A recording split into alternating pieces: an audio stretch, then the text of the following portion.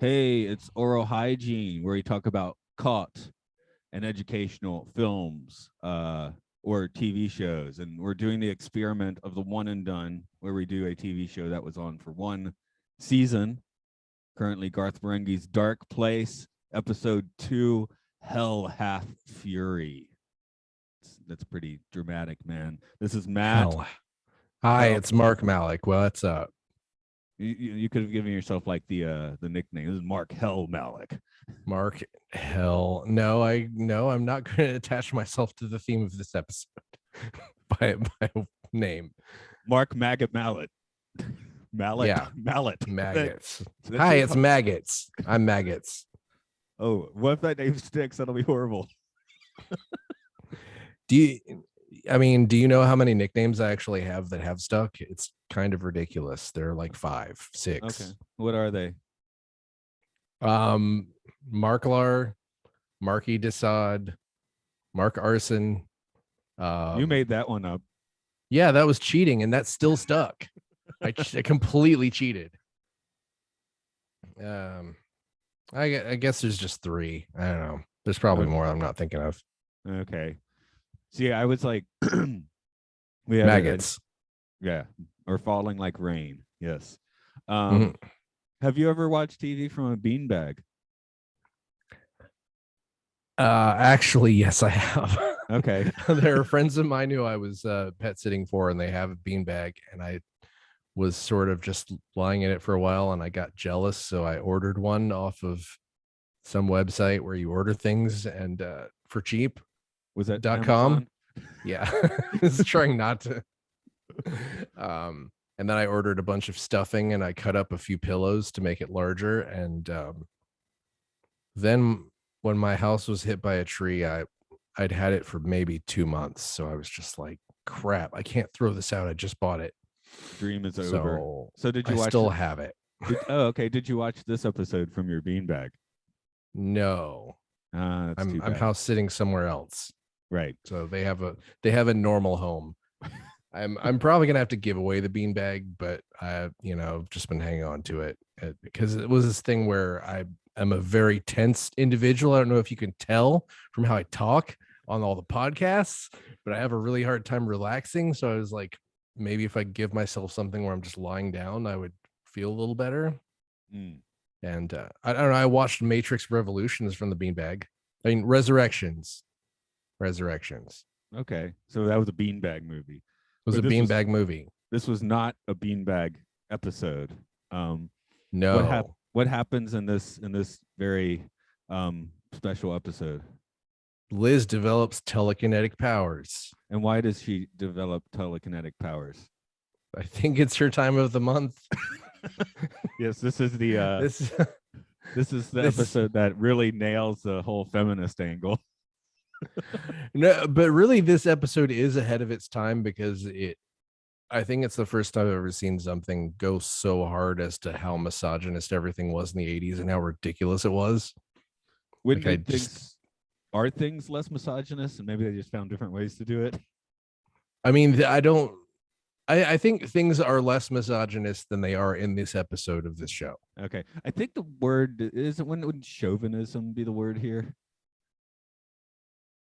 Maybe. I thought chauvinist was. I think if you're misogynistic, you hate everybody. Like you're misogynist, you hate women, and if you're chauvinist, you just are mean to them. I'm not entirely clear. Well, they're basically are they being? I didn't research. Are they being hateful or mean in this one? I'd say probably both. Okay, so they're being misogynistic and chauvinistic. Yeah, they're lots of istics as opposed to the ism. And dismissive is there a word for that? Dismissive. Just gaslighting. Okay, gaslighting is a good one. Gaslighting, which most of us many of us never even heard of until a few years ago, probably. That's what I was about to say, but the term comes from something like way older, doesn't it? Yes, it comes from a movie called Gaslight from, I don't remember. I don't know what year. I didn't know we would get into this conversation. 1948. Okay, very good. I don't know if that's right. I think it was more like the 50s, but okay. This is about a woman being Gaslit. Gaslit, yes. Are they gaslighting her in this one? Um, I feel like maybe. they're being more dismissive. Yeah, it's tough. Maybe they're gaslighting us, the audience. So, I mean, So it's about me now. the chicken that broke the sparrow's back, I guess, was not getting the chicken for lunch or whatever. Did you notice that it really looked like the chef was pissing on the chicken early on? Well, maybe that's why she'd telekinetically stab the chef instead of just getting the chicken. Yeah. Because I was like, you're not if you're impatient for lunch, that's certainly not going to make it go faster. Cook faster, or I'll kill you. I'm hungry. Yeah, I mean there was casual misogyny in the first episode as well. I guess in all the rest of them, but Well, I think they, in the quote behind the scenes stuff, it starts as we get through a series. It sounds like they like arranged the actress's death or something, right? yeah, is she ever in the behind the scenes stuff? I don't. No, she's supposed to be dead, Oh yeah. and it sounds like they might have had something to do with it, which is just another layer of the dark humor of this dark place. Yeah. I mean, they're in London. Or Can't they just run across the street and get some other food? I don't. Maybe not at a hospital. Yeah, I guess when you see the model, they're not really close to anything because they couldn't afford other models. So but they say it's London. So when he's on the roof, there's buildings. Yeah, it's so confusing. I bet if you just tried to get in a car and drive away from that hospital, you would just end up in a hedge maze and then come back out. You'd end up, yeah, as well say you'd end up back at the hospital. There's no way to leave this dark place, right? Nope. Let's see. Oh yeah, I like we'll add the exposition in post. There's a lot of that in this episode. The exposition is given very quickly before the door opens. Yeah. And then this is the one where you mentioned the whole slow motion, or Dean mentions the whole slow motion thing. Yeah, everything was considered for slow motion. Yeah, there's a lot of really fun Ed Wood type wire work here with just plates on wires. Right. And then Dean Lerner takes time out to chastise you for noticing the wires, chastise the audience. Did you notice the wires before he mentioned them, though? Yes. Okay, because I was watching on a laptop screen, so he needed that pointed out for me. I feel like some of the early ones weren't as obvious, the wires, but then they sort of did something where they put light on the wires later. Oh, by the time we get to their climactic telekinetic episode, yeah, there's plenty of wires, but so yeah,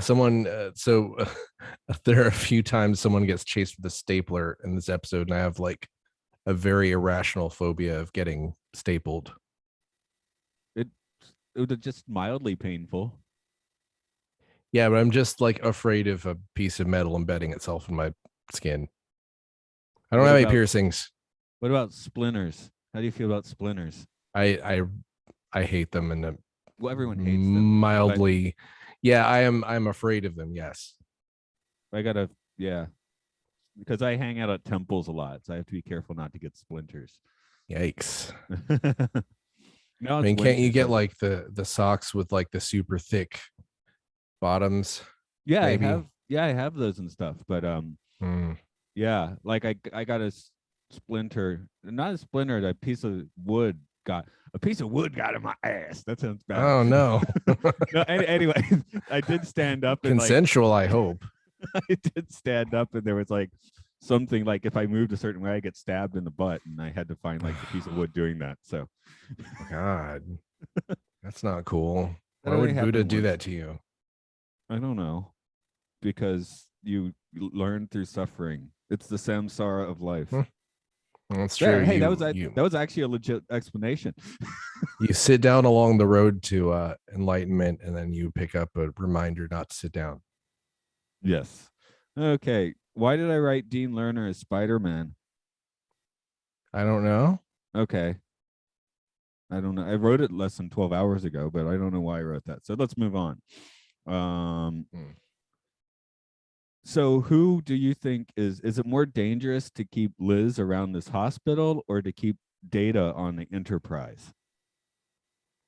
I'd say, I mean, I'm gonna say Data is more dangerous, but it would be kind of cruel of them to just drop him off.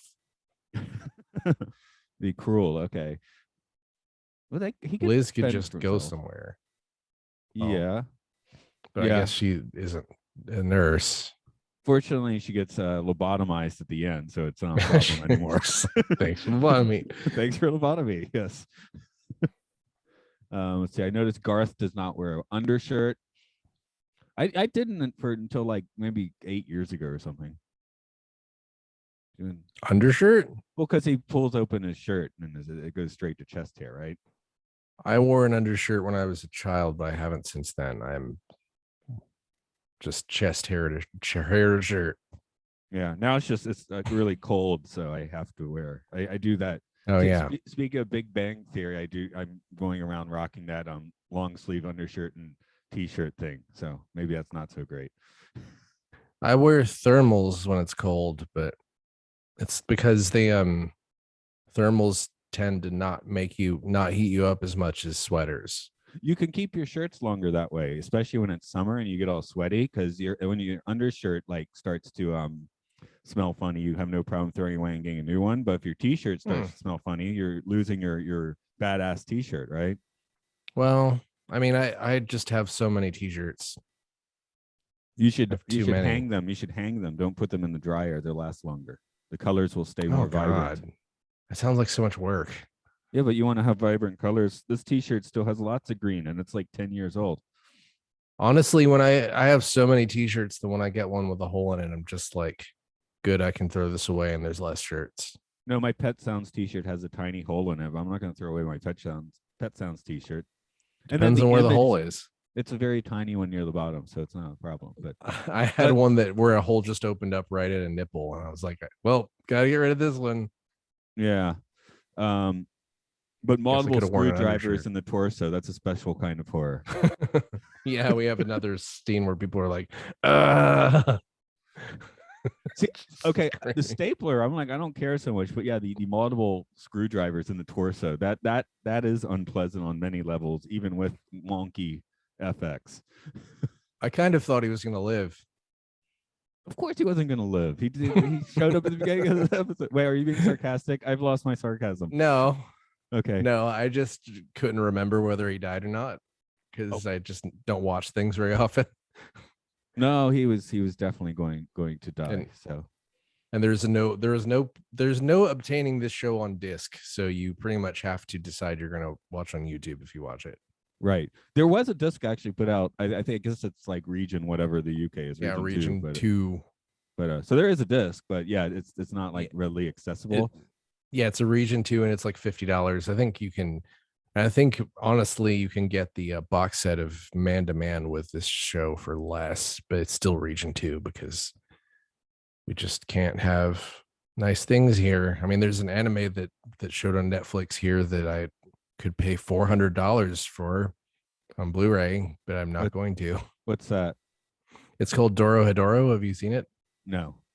It's the premise is there's a guy with a giant lizard head and he keeps abducting sorcerers and putting their entire head inside of his head, and there's like a little naked guy in there that will tell him whether or not the guy is the one who turned his head into a lizard, and then he kills them, and his best friend makes gyoza and she's a super buff badass lady. How many episodes are there? So far I think there 12. Oh yeah, $400 is way too much for 12 episodes. It's something like, it's a season 1 of an ongoing story that was finished in manga but not an anime yet. Okay. Since Netflix is Netflix, I'm not super hopeful for continuing, but great show. Very violent. I probably have hit manga in the house and I don't even know what it is. Let's see. What last year, what did my daughter get? It was the toilet bound Hanako-kun. Hanako is the girl that's in the school toilet. But in this case, Hanako is a boy. Um, I don't know what that is, but I'm into it. Sounds yeah. great. Oh, for Christmas, what we get her this year? Oh, Death Angel or something. Death Note. No, not Death Note. Death Angel. Okay. I don't know what Death Note is. No, it's like I don't even know if there's an anime for it. So I'm despite living in Japan, I'm pretty far out of the loop on that sort of thing. Well, there's just so much of it that it's like, how can you even? There's a bunch of stuff that I would like to, like. There's an anime that's just about like a skeleton who sells books, who's depressed. It's supposed to be great. I mean, there's a bunch of stuff. And then in Japan, it's all in Japanese, which is, it's not always fun to try and do that. Like manga usually has the hiragana or katakana, so technically I can like read it, but yeah, it's just it's not relaxing, is it? I mean, you can get fan subs probably on the internet, but then you have to track all that down, and right. And it's much easier when Netflix acquires it and just puts it up right on Netflix day one, and then like they started doing that with JoJo's Bizarre Adventure, which I believe we're on season 6 of that. So anyway, with Garth Marenghi, all you have to do is go to YouTube. It's much easier. That's true. I do wish I had a disc of it though. And you can be finished with all of it in like 2 hours. So that's kind of groovy. How long did Man to Man run? You said there's like more Man to Man? I think there are 10. I'm not sure. I've know. watched all of them. I know that I watched all of them in an afternoon once. So I don't think there are very many. And just in case, I guess you should explain what that is. Oh, Dean Lerner has a talk show where he interviews fictitious people whom are all played by Matthew Holness. Right. So Garth Marenghi is the first episode, and then it goes on from there. But he shows up at the end too, doesn't he?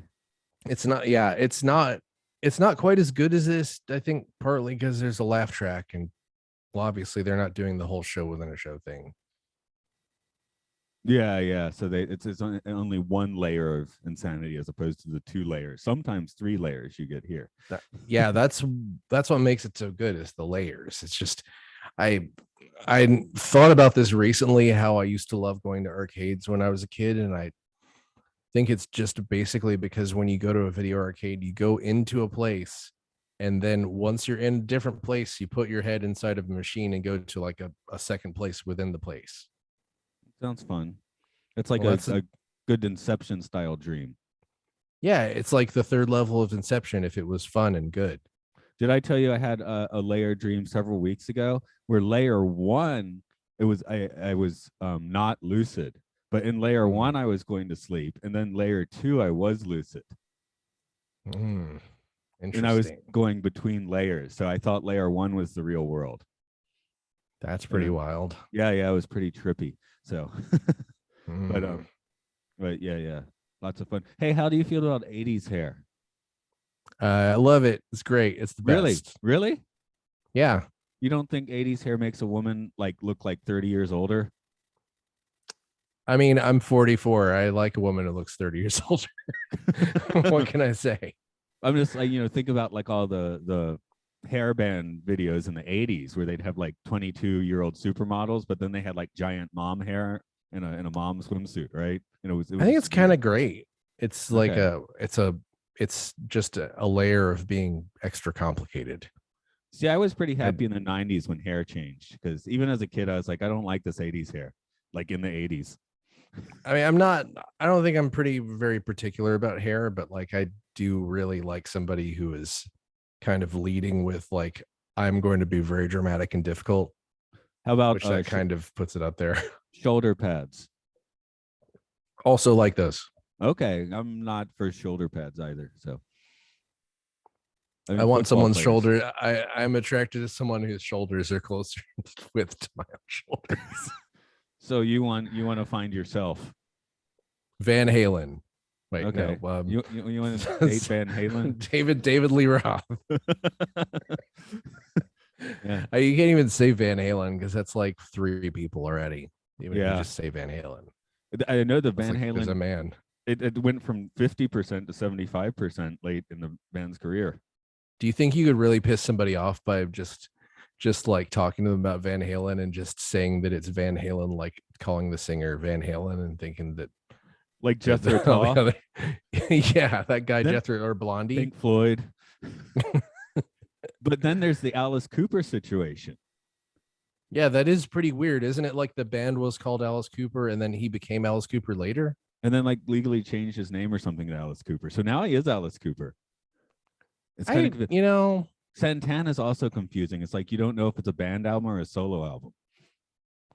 yeah. Like that one that 2000 album that had the terrible hit song on it. I don't know if that's supposed to be the band or the solo artist Santana.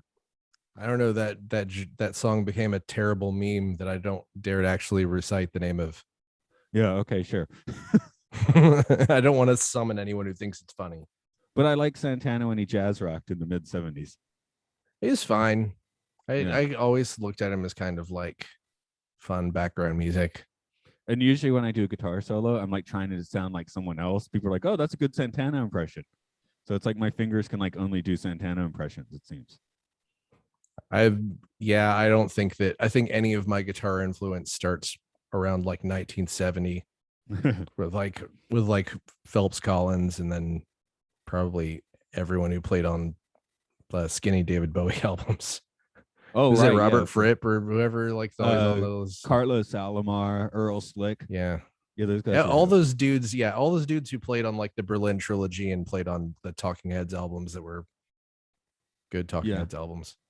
Oh man, just to go even more off topic, it's the like Rotplat's Talking Heads performance we're doing once in a lifetime with the extended band. Tina Weymouth is on like the synthesizer, not the bass. I know I've seen that, but it's been a while. Anyway, they got like the Afrobeat guy on bass, right? And then the YouTube comments, I looked at him and I was like, "Well, they should let her play this. This guy sucks." I'm like, "What are you talking about?" This is like, like the best bass playing ever.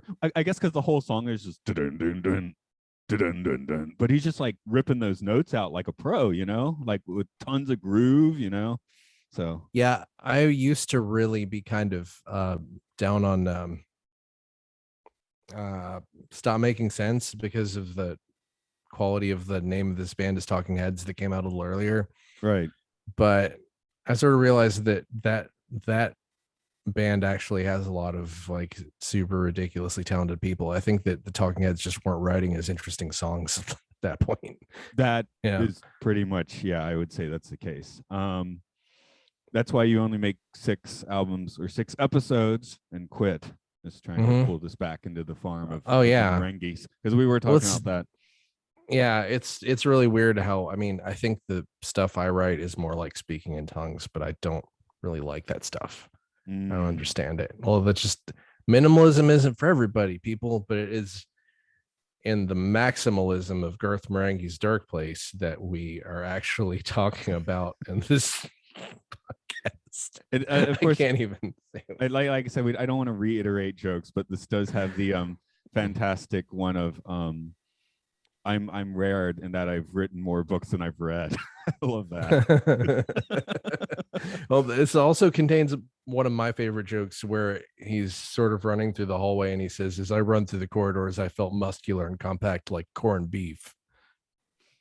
Which is the corn the part, the muscle part?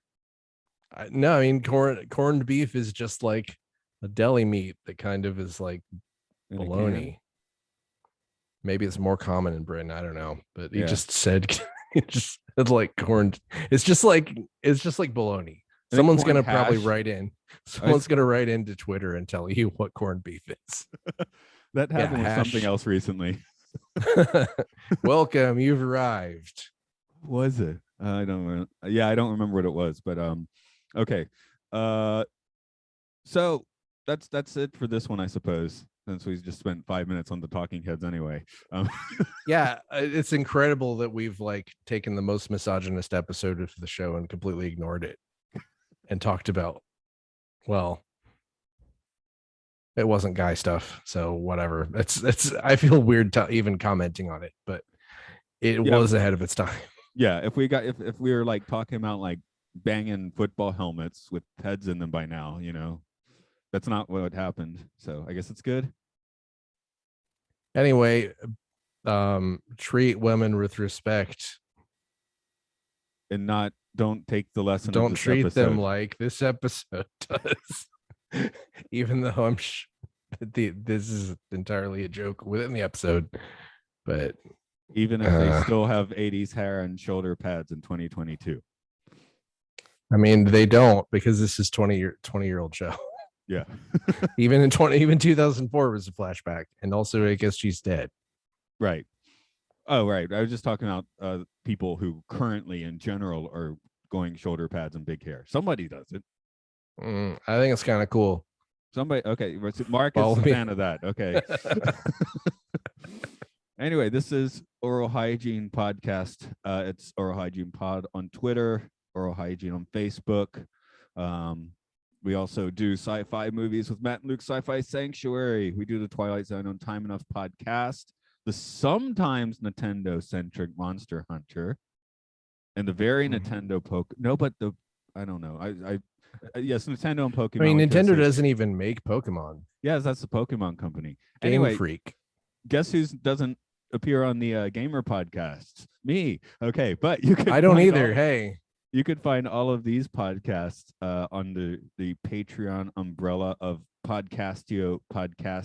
Throw us a dime. We'll keep the lights on. We'll scuttle some episodes your way early. So that's it.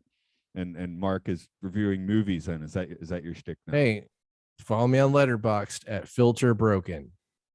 That's the thing. What kind of filter is broken?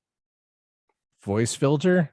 Oh, okay. I was thinking like I say too much. Like a air conditioner filter or something. Hey, like guess what? Every username on Letterboxd that has the name Mark in it is taken. Mark Arson? Taken. No, it wasn't. I don't know. I didn't want to use that. Okay. It was like I made that nickname up, and I want to use it anymore because it's cheating. Right. I'm gonna go practice my telekinesis, I guess. Okay. Squibbly doo.